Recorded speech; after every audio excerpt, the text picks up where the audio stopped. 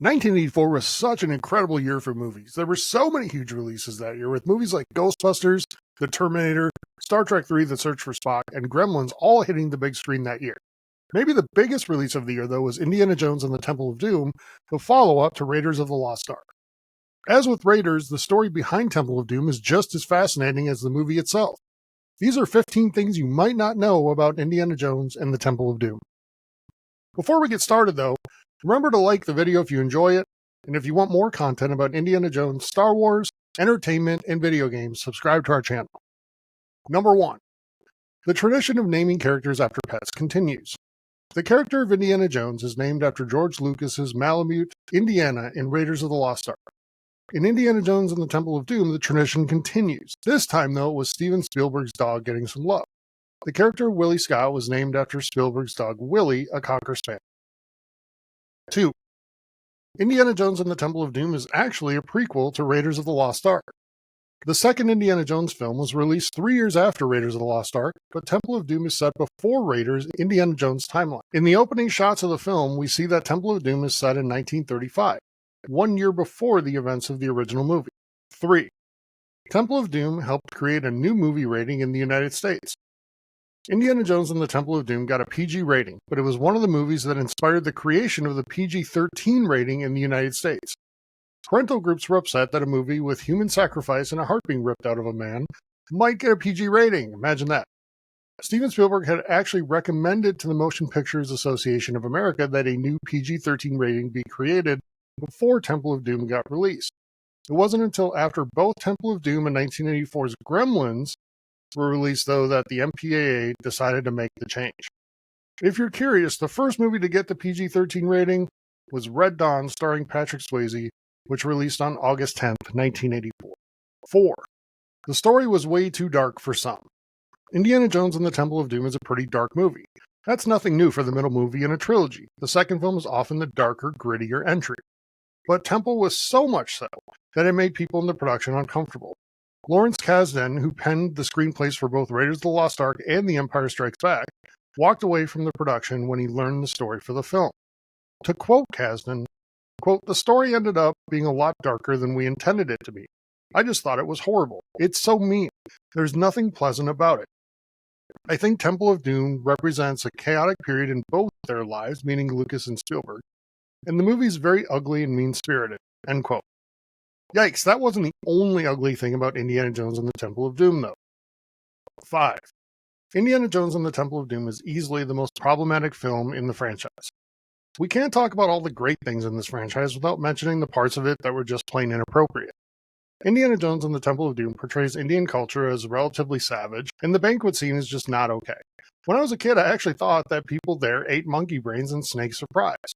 It's unfortunate to see, and also completely understandable why the government of India refused to allow filming there, forcing the production to find sites in Sri Lanka instead. Presenting British colonialists as the good guys is also just problematic as hell, and I don't think we need to get too much into why.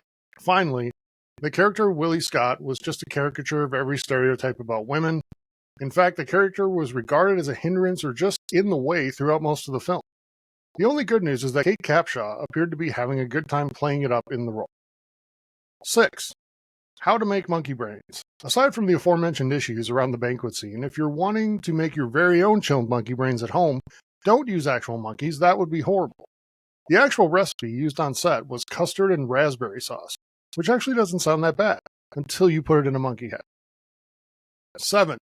There's more nods to the Star Wars franchise. Indiana Jones and Star Wars routinely make references to each other, but usually the Easter eggs take a keen eye to catch. This one was hidden right in plain sight, however. The club in Shanghai used at the beginning of the movie is called Club ObiWan, a clear reference to Obi-Wan Kenobi and Star Wars, which had just wrapped up the original trilogy the year before with Return of the Jedi. 8. The opening to the film was originally completely different. We all remember the musical number featuring Kate Capshaw and the sequence in Club ObiWan, but the original script didn't include that at all. Originally, Indy was to be in an entirely different sequence, which included him riding a motorcycle on the Great Wall of China. Producers couldn't get permission to film on the wall, however, so we got the Club ObiWan fight with Lao She instead. 9.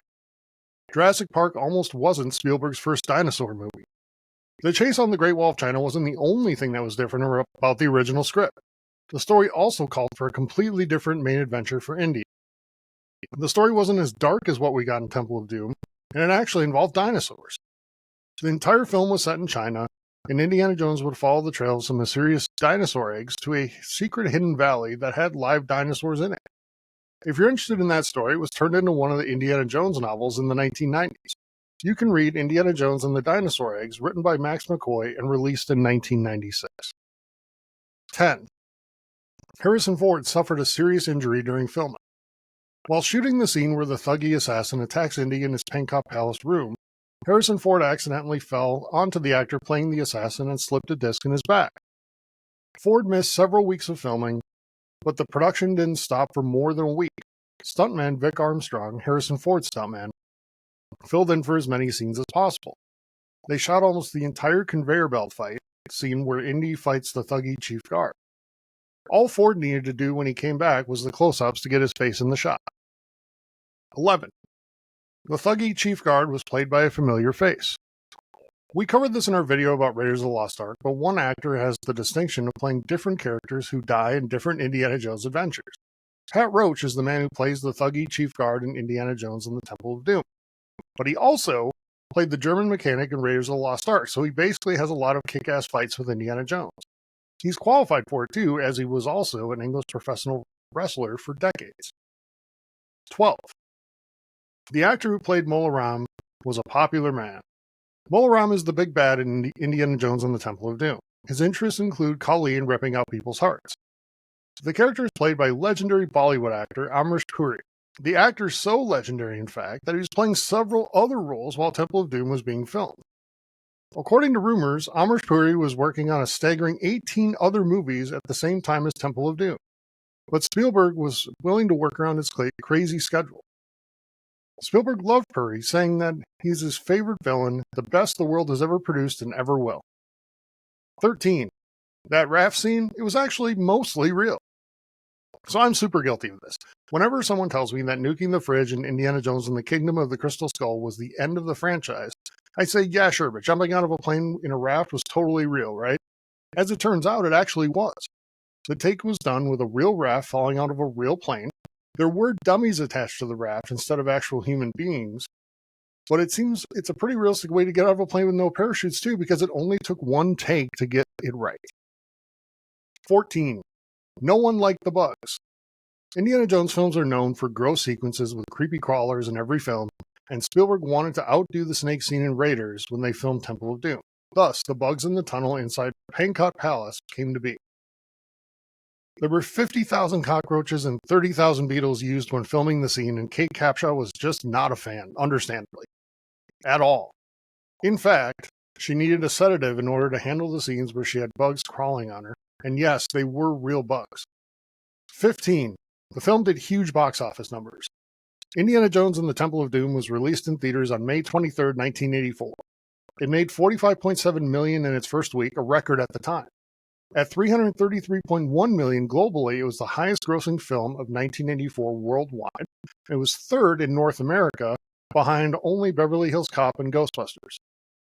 The VHS of Indiana Jones and the Temple of Doom was released in time for Christmas in 1986. It was priced at $29.95 and sold a whopping 1.4 million copies. Which of these do you think is the best or most impressive fact about Indiana Jones and the Temple of Doom? Did we miss anything? Let us know your favorite things about Temple of Doom in the comments below. While you're at it, remember to like the video, hit that notifications button, and subscribe to the channel for more videos on Indiana Jones, Star Wars, video games, and more. Have a great day, everybody.